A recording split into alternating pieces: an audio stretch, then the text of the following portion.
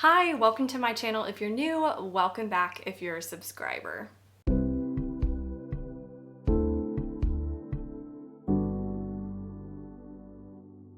Today I will be talking about my most anticipated thriller releases for the month of March, and I'm so excited to talk about all of these thrillers. There's so many good books coming out this month. They all look so engaging and gripping, and I can't wait to tell you about all of them. So without further ado, let's get into the video. So the first book I want to talk about is actually The Night Shift by Alex Finlay, and this one came out on the 1st of the month, and this is actually the Lights Out Book Club pick for this month, and I'm so excited to discuss this one with all of you.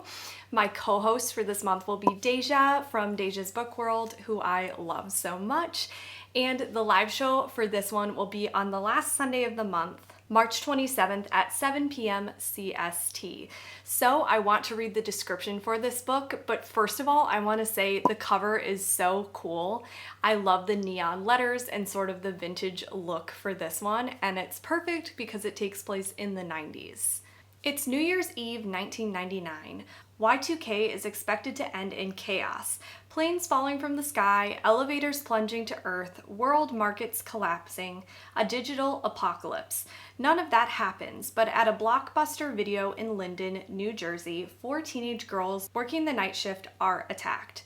Only one survives. Police quickly identify a suspect who flees and is never seen again. 15 years later, in the same town, 4 teenage employees working late at an ice cream store are attacked, and again, only one makes it out alive.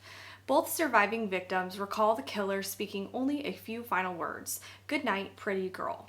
In the aftermath, 3 lives intersect. The survivor of the Blockbuster massacre who's forced to relive her tragedy, the brother of the original suspect who's convinced the police have it wrong, and the FBI agent who's determined to solve both cases. On a collision course toward the truth, all 3 lives will forever be changed, and not everyone will make it out alive. So this one sounds fantastic. I'm really looking forward to reading it, and I've heard from a few people who have already read this one that they're really enjoying it, and I just can't wait to read it. So I hope you all join in for this month so we can all discuss it together at the end of the month.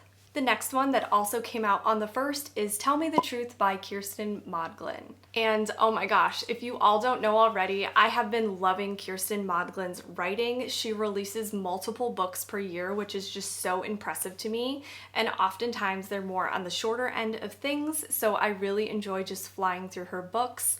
I have enjoyed The Reunion the most by Kiersten Modglin, and it came out late last year in December at the very end of the year, so I highly recommend that one. I also highly recommend The Arrangement by Kiersten Modglin. I feel like that's her most well-known book. But anyway, she has released a new book again, and the synopsis for this one immediately grabbed my attention, and I'm so intrigued. All of her books also are on Kindle Unlimited, which is amazing. So if you have Kindle Unlimited, I would download all her books. She has over 20 books. I feel like she has almost 30 books or even above that. She has so many books she's written.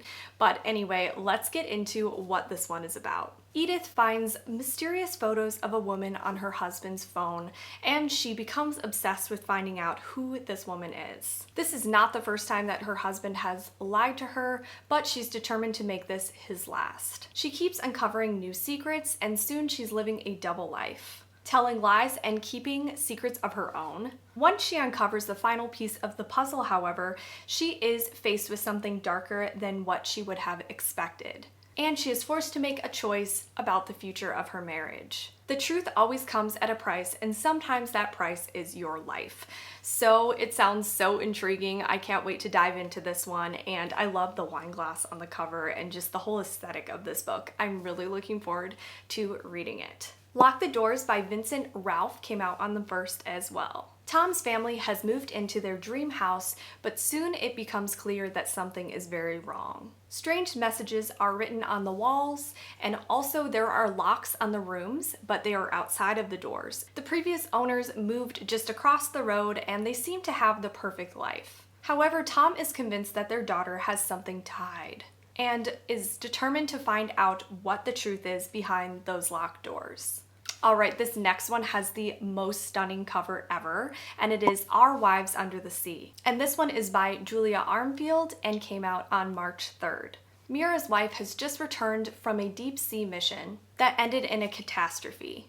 And it soon becomes clear that Leah is not the same as she was before she ventured down. Leah was stranded on the ocean floor, and it seems like she has brought whatever they were discovering down in the deep sea back home with her. So the deep sea is so terrifying to me. Honestly, I think it's even scarier than the concept of space, which I've talked about before. So I am very intrigued by this one, by not only the cover, but also the description. It just sounds really scary, and it seems to be rated really well on Goodreads.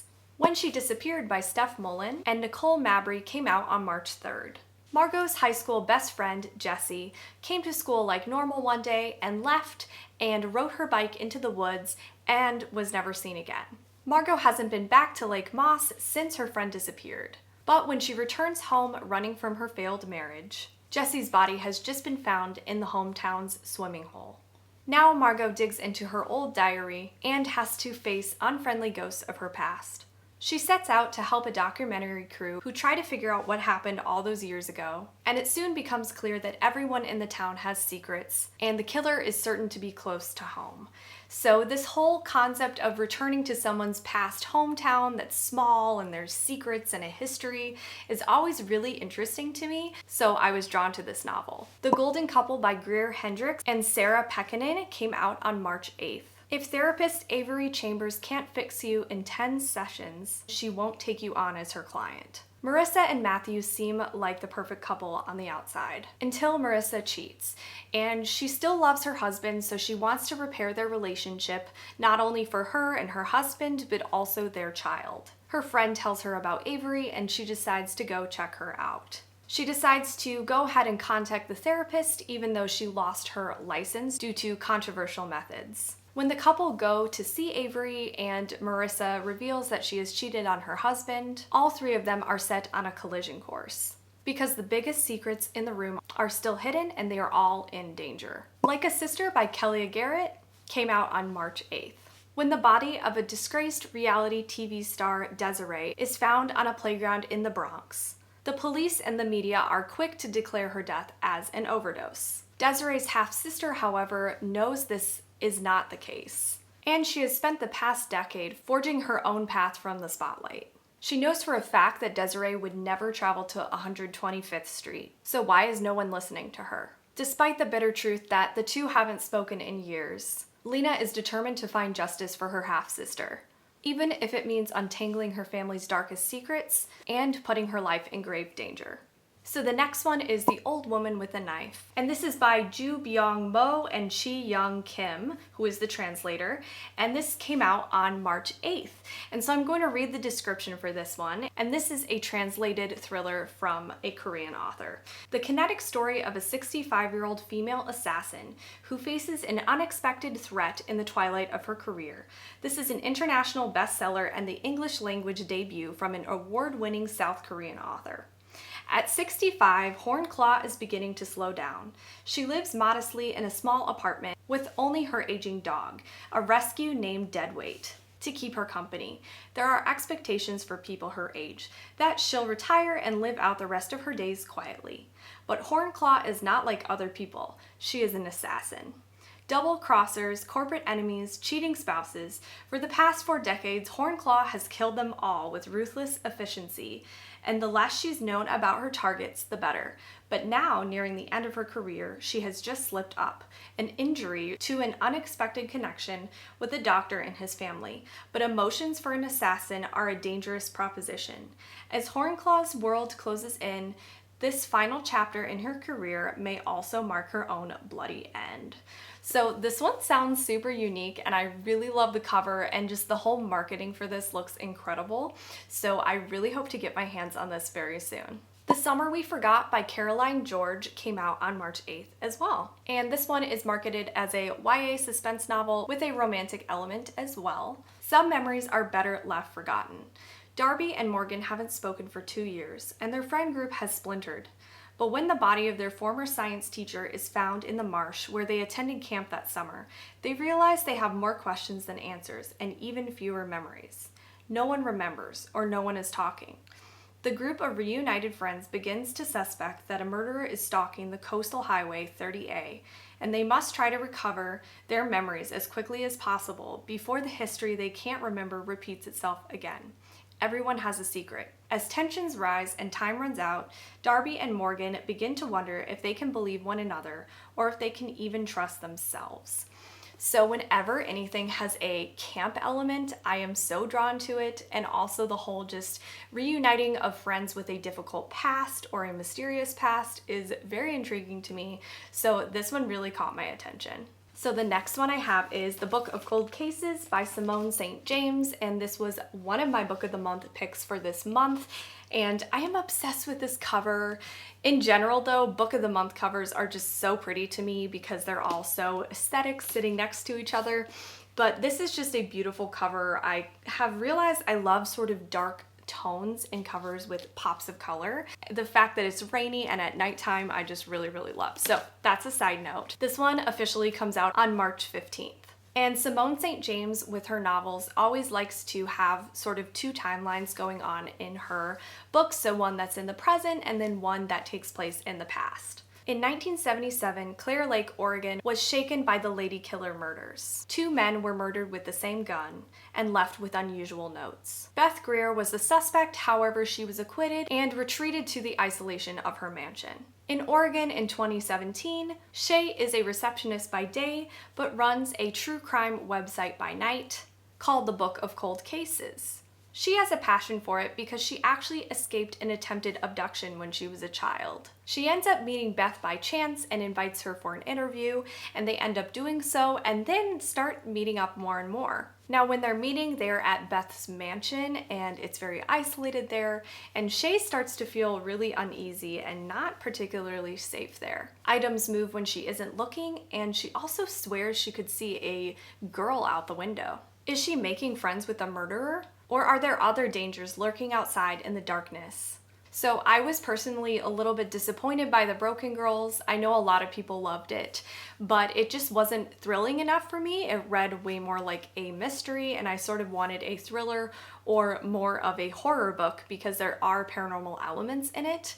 But this one sounds more interesting to me because of the whole atmosphere in this. It just sounds super incredible, the whole isolated mansion. Also, I really like a true crime element. This one isn't a podcast, which I personally, that's my favorite true crime podcasts in books, but this one is a true crime website, so I sort of hope that there's clippings from it or articles printed in the book from the website. So I'm really intrigued by this one, and I can't wait to dive into it. The next book I'm going to talk about is 9 Lives by Peter Swanson, and this one is coming out on March 15th.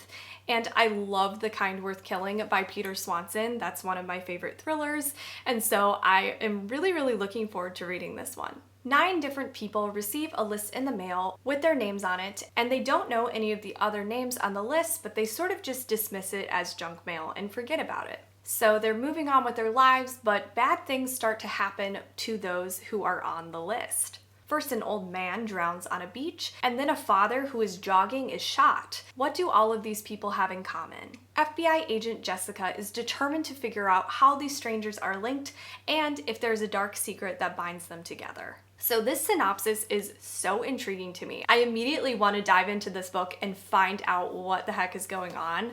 I love when books have people who don't seem like they're connected, and then there's just layers upon layers of how each of them are connected. And that was something that I really enjoyed in The Kind Worth Killing, how all of the characters were connected and just hearing about that. So I feel like Peter Swanson will do a really good job in this new novel with that aspect. So I can't wait to get my hands on this. The Resting Place by Camilla Sten is coming out on March 29th. Once again, the cover for this one is super creepy and intriguing to me. Eleanor walks into her cruel grandmother's murder, and she comes face to face with the killer. However, the problem is she has face blindness, so she doesn't recognize them and doesn't know who they are. As each day goes on, she becomes more and more fearful for her life. Her grandmother has left her her house, a looming estate in the Swedish woods that's extremely remote. However, it has housed a dark past for over 50 years. She, along with a lawyer, her boyfriend, and her reckless aunt, all go to the house seeking answers. But as they get closer to revealing the truth, they'll all wish they never came to disturb whatever lies there. The Girl Beyond the Gate by Becca is coming out on March 22nd.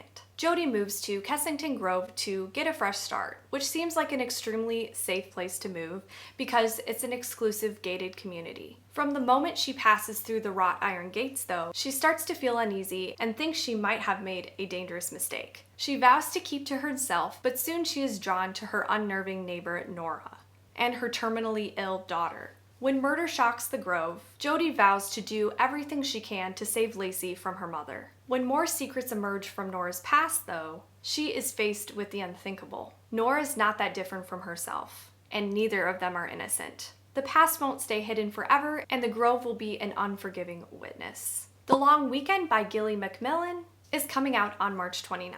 3 couples, 2 bodies, 1 secret. Dark Fell Barn is a perfectly isolated retreat, or so says its website, when Jane books a reservation for her friends.